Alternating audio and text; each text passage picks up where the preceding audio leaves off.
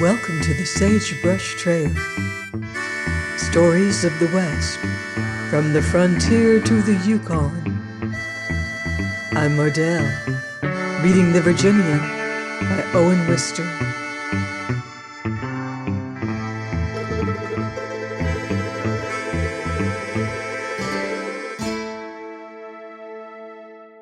Chapter 33.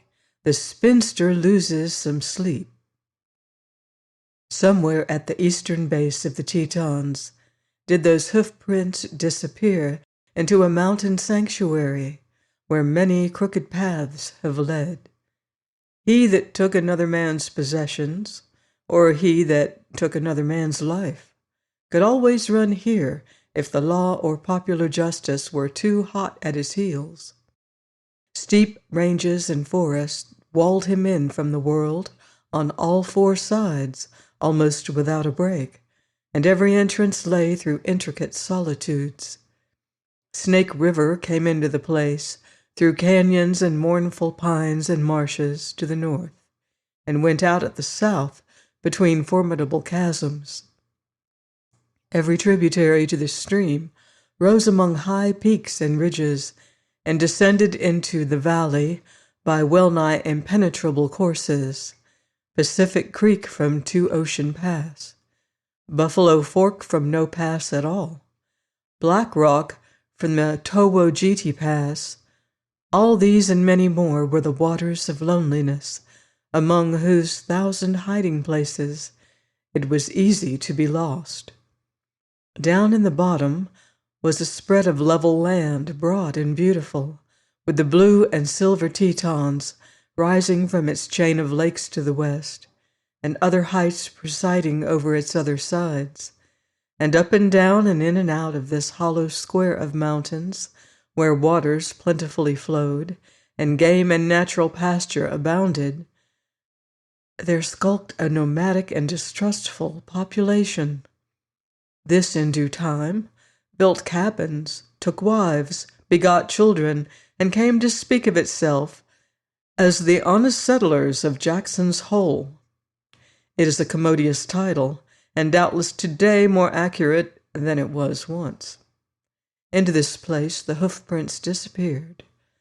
Not many cabins were yet built there, but the unknown rider of the horse knew well that he would find shelter and welcome among the felons of his stripe. Law and order might guess his name correctly, but there was no next step for lack of evidence, and he would wait, whoever he was, until the rage of popular justice, which had been pursuing him and his brother thieves, should subside. Then, feeling his way gradually with prudence, he would let himself be seen again. And now, as mysteriously as he had melted away, rumor passed over the country. No tongue seemed to be heard telling the first news. The news was there one day as a matter of whispered knowledge. On Sunk Creek and on Bear Creek and elsewhere, far and wide, before men talked, men seemed secretly to know that Steve and Ed and Shorty would never be seen again. Riders met each other in the road and drew rein to discuss the event and its bearing upon the cattle interests. In town saloons, men took each other aside and muttered over it in corners. Thus it reached the ears of Molly Wood, beginning in a veiled and harmless shape. A neighbor joined her when she was out riding by herself. "Good morning," said he. "Don't you find it lonesome?" And when she answered lightly, he continued, meaning well, "You'll be having company again soon now. He's finished his job. Wished he'd finished it more. Well, good day." Molly thought these words over. She could not tell why they gave her a strange feeling. To her Vermont mind, no suspicion of the truth would come naturally. But suspicion began to come when she returned from her ride, for entering the cabin of the Taylors, she came upon several people who all dropped their talk short, and were not skillful at resuming it. She sat there a while uneasily, aware that all of them knew something which she did not know and was not intended to know. A thought pierced her. Had anything happened to her lover? No, that was not it. The man she had met on horseback spoke of her having company soon again. How soon, she wondered. He had been unable to say when he should return, and now she suddenly felt that a great silence had enveloped him lately. Not the mere silence of absence, of receiving no messages or letters, but another sort of silence which, now, at this moment, was weighing strangely upon her. And then the next day it came out at the schoolhouse. During that interval known as recess, she became aware through the open window that they were playing a new game outside. Lusty screeches of delight reached her ears. "Jump!" a voice ordered. "Jump!" "I don't want to," returned another voice uneasily. "You said you would," said several. "Didn't you say you would?" "I said he would. Jump now, quick." "But I don't want to," quavered the voice in a tone so dismal that Molly went out to see. They had got Bob Carmody on the top of the gate by a tree with a rope around his neck, the other end of which 4 little boys were joyously holding. The rest looked up eagerly, 3 little girls clapping their hands and springing up and down with excitement. "Why, children!" exclaimed Molly. "He said his prayers and everything," they all screamed out. "He's a rustler, and we're lynching him. Jump, Bob." "I don't want." "Ah, coward won't take his medicine." "Let him go, boys," said Molly. "You might really hurt him." And so she broke up this game, but not without general protest from Wyoming's young voice. "He said he would," Henry Dow assured her. And George Taylor further explained. "He said he'd be Steve, but Steve didn't scare." Then George proceeded to tell the schoolmarm eagerly all about Steve and Ed, while the schoolmarm looked at him with a rigid face. "You promised your mother you'd not tell," said Henry Dow after all had been told. "You've gone and done it." And Henry wagged his head in a superior manner. Thus did the New England girl learn what her cowboy lover had done. She spoke of it to nobody.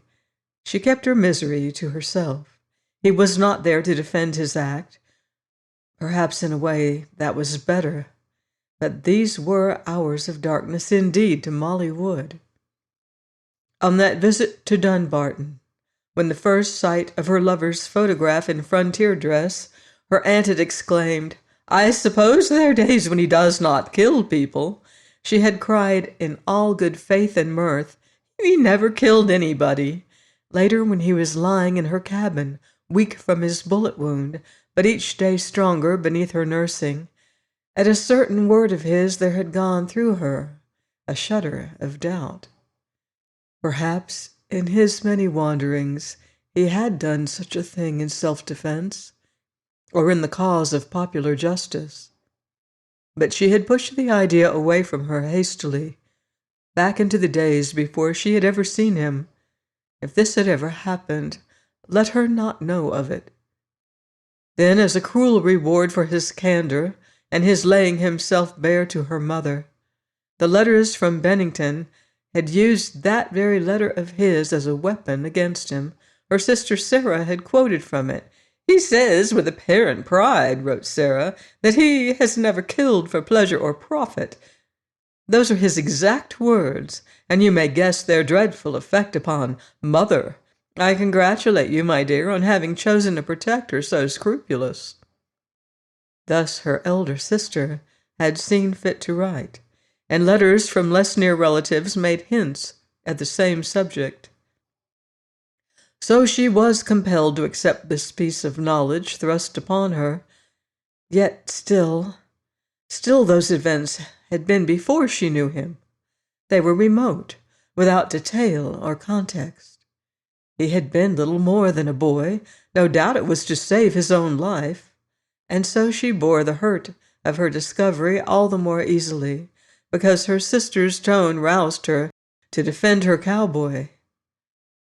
But now, In her cabin, alone, after midnight, she arose from her sleepless bed and, lighting a candle, stood before his photograph.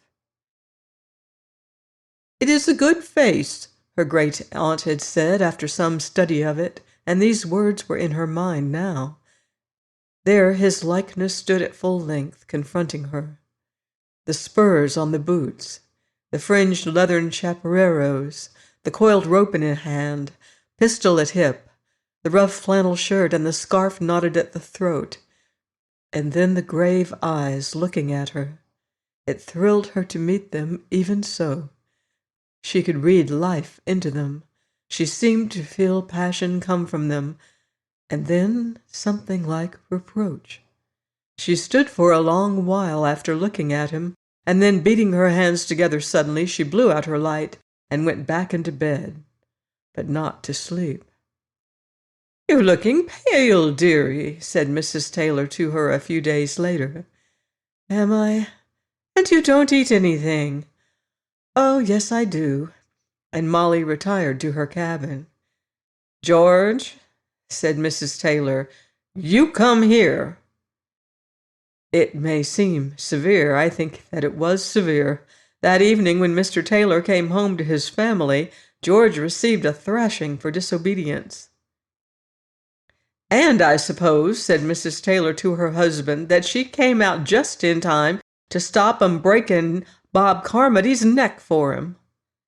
Upon the day following, Mrs. Taylor essayed the impossible. She took herself over to Molly Wood's cabin. The girl gave her a listless greeting, and the dame sat slowly down and surveyed the comfortable room. "A very nice home, dearie," said she. "If it was a home, but you'll fix something like this in your real home, I have no doubt." Molly made no answer. "What we're going to do without you, I can't see," said Mrs. Taylor, "but I'd not have it different for worlds. He'll be coming back soon, I expect." "Mrs. Taylor," said Molly all at once, "please don't say anything now. I can't stand it." And she broke into wretched tears. "Why, dearie, No, not a word. Please, please, I'll go out if you do." The older woman went to the younger one and then put her arms round her. But when the tears were over, they had not done any good. It was not the storm that clears the sky. All storms do not clear the sky. And Mrs. Taylor looked at the pale girl and saw that she could do nothing to help her toward peace of mind. "Of course," she said to her husband after returning from her profitless errand, "you might know she'd feel dreadful." "What about?" said Taylor. "Why, you know just as well as I do, and I'll say for myself, I hope you'll never have to help hang folks." "Well," said Taylor mildly, "if I had to, I'd have to, I guess." "Well, I don't want it to come, but that poor girl has eaten her heart right out over it." "What does she say?" "It's what she don't say. She'll not talk, and she'll not let me talk, and she sits and sits." "I'll go talk some to her," said the man. "Well, Taylor, I thought you had more sense. You'd not get a word in. She'll be sick soon if her worry ain't stopped some way, though." "What does she want this country to do?" inquired Taylor. "Does she expect it to be like Vermont when it—" "We can't help what she expects," his wife interrupted, "but I wish we could help her." They could not, however, and help came from another source. George Henry rode by the next day. To him, good Mrs. Taylor at once confided her anxiety. The judge looked grave. "Must I meddle?" he said. "Yes, Judge, you must," said Mrs. Taylor. "But why can't I send him over here when he gets back? Then they'll just settle it between themselves." Mrs. Taylor shook her head. "That would unsettle it worse than it is," she assured him. "They mustn't meet just now." The judge sighed. "Well," he said, "very well. I'll sacrifice my character since you insist." Judge Henry sat thinking, waiting until school should be out. He did not at all relish what lay before him. He would like to have got out of it. He had been a federal judge. He had been an upright judge. He had met the responsibilities of his difficult office, not only with learning, which is desirable, but also with courage and common sense besides, and these are essential. He had been a staunch servant of the law, and now he was invited to defend that which at first sight, nay, even at second and third sight, must always seem a defiance of the law more injurious than crime itself. Every good man in this world has convictions about right and wrong. They are his soul's riches, his spiritual gold. When his conduct is at variance with these, he knows that it is a departure of falling. And this is a simple and clear matter. If falling were all that ever happened to a good man, all his days would be a simple matter of striving and repentance. But it is not all. There come to him certain junctures, crises, when life like a highwayman springs upon him, demanding that he stand and deliver his convictions in the name of some righteous cause, bidding him do evil that good may come. I cannot say that I believe in doing evil that good may come. I do not. I think that any man who honestly justifies such course deceives himself. But this I can say, to call any act evil instantly begs the question.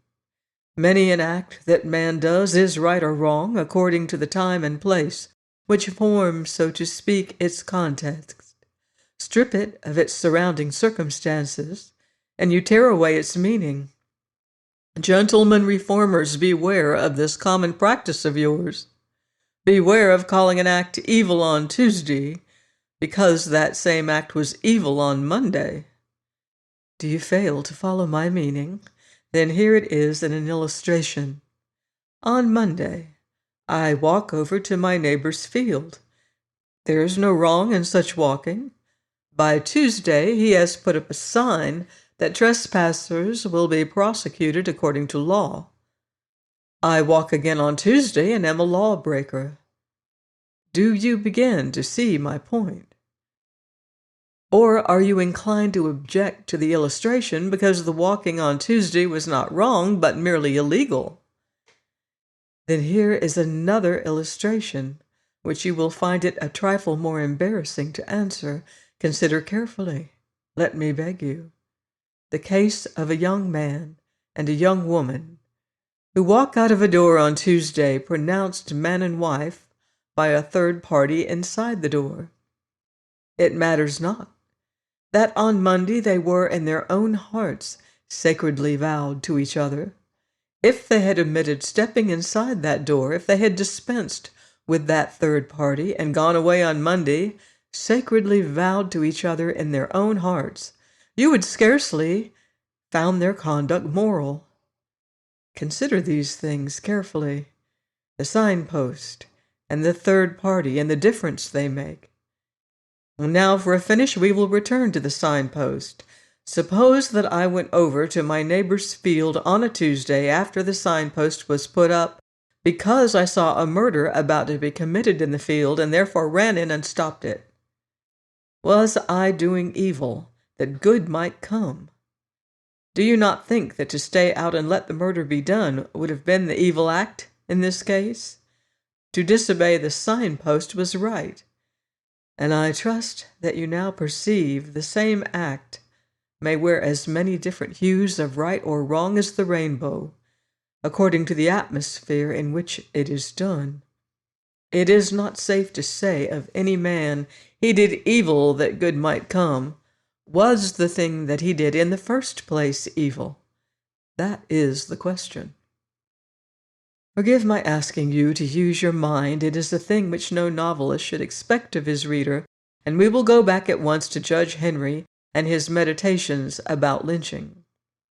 He was well aware that if he was to touch at all upon this subject with the New England girl, he could not put her off with mere platitudes and humdrum formulas, not at least if he expected to do any good.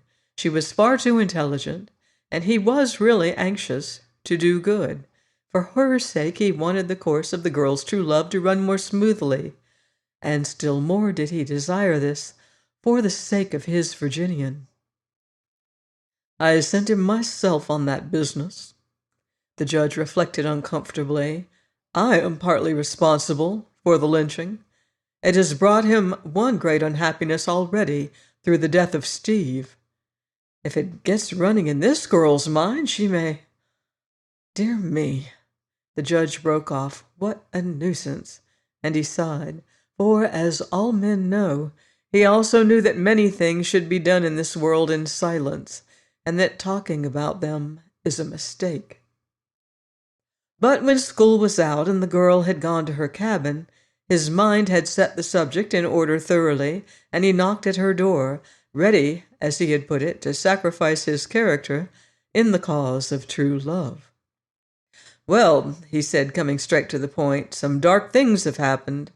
And when she made no answer to this, he continued, But you must not misunderstand us. We're too fond of you for that. Judge Henry, said Molly Wood, also coming straight to the point, have you come to tell me that you think well of lynching? He met her. Of burning Southern Negroes in public? No. Of hanging Wyoming cattle thieves in private? Yes. You perceive there's a difference, don't you? Not in principle, said the girl, dry and short.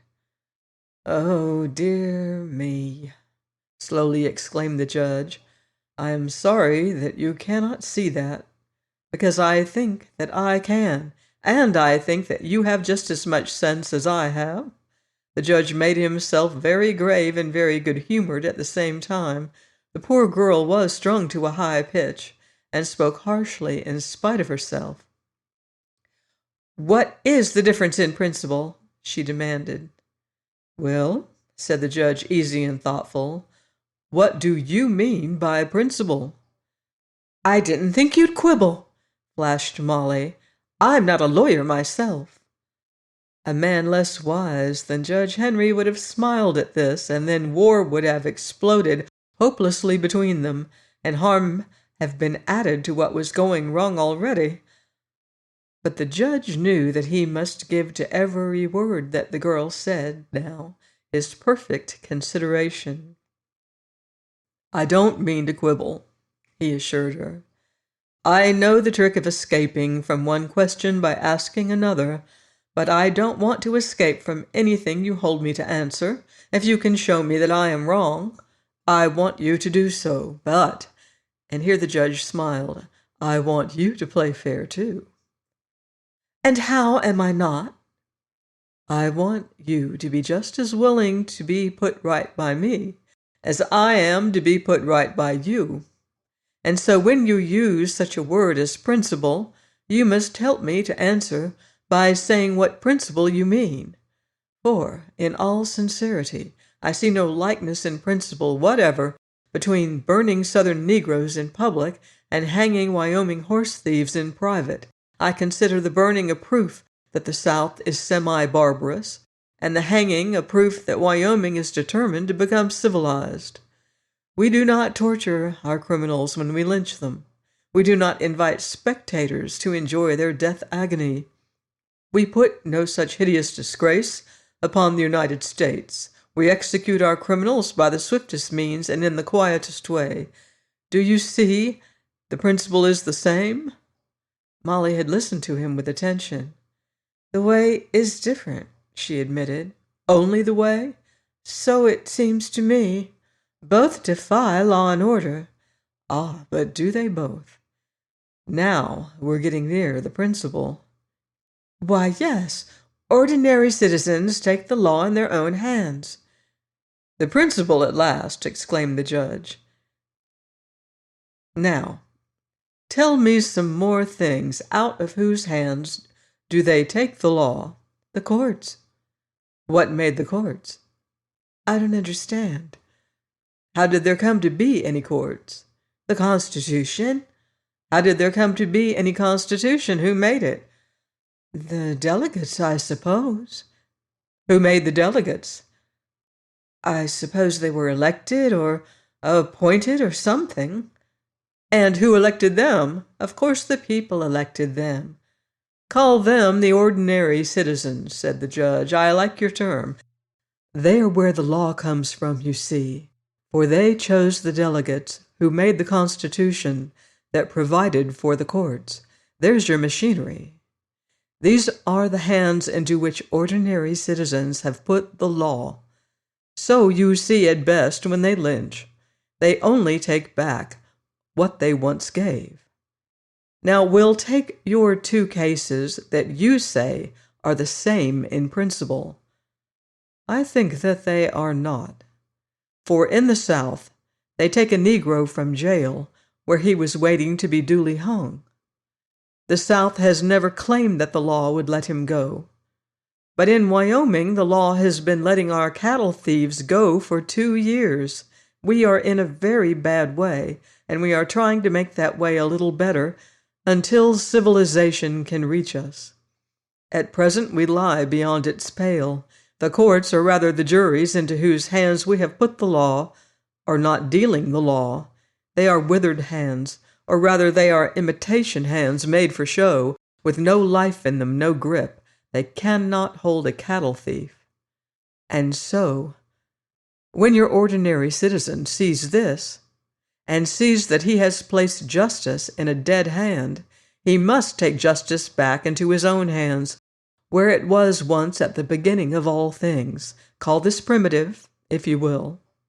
But so far from being a defiance of the law, it is an assertion of it, the fundamental assertion of self-governing men, upon whom our whole social fabric is based. There is your principle, Miss Wood, as I see it. Now, can you help me to see anything different? She could not. But perhaps you are of the same opinion still? The judge inquired. It is all terrible to me, she said. Yes, and so is capital punishment terrible, and so is war, and perhaps some day we shall do without them. But they are none of them so terrible as unchecked theft and murder would be. After the judge had departed on his way to Sunk Creek, no one spoke to Molly upon this subject, but her face did not grow cheerful at once. It was plain from her fits of silence that her thoughts were not at rest, and sometimes at night she would stand in front of her lover's likeness, gazing upon it, with both love and shrinking. Join me next week on the Sagebrush Trail for more Western adventure in the Virginian by Owen Wister.